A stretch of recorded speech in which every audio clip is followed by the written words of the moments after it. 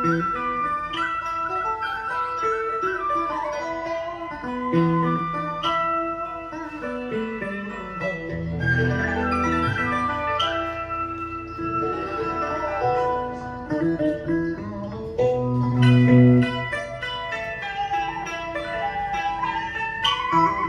trình giao lưu văn nghệ đơn ca tài tử và cải lương câu lạc bộ Phúc Tình Quê xin hân hoan chào đón toàn thể quý cô chú anh chị đã đến tham gia giao lưu và ủng hộ câu lạc bộ. Kính Trâm xin thay mặt chương trình gửi lời chào trân trọng, lời chúc sức khỏe và cảm ơn chân thành nhé.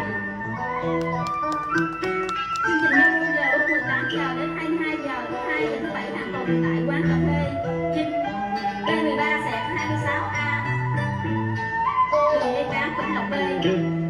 Về thành phần biết âm nhạc hôm nay xin được giới thiệu nhạc sĩ Đoàn Tuấn, đơn guitar, nhạc sĩ Tân Hiệp, đơn tranh, nhạc sĩ Quật Khởi, đơn kèn.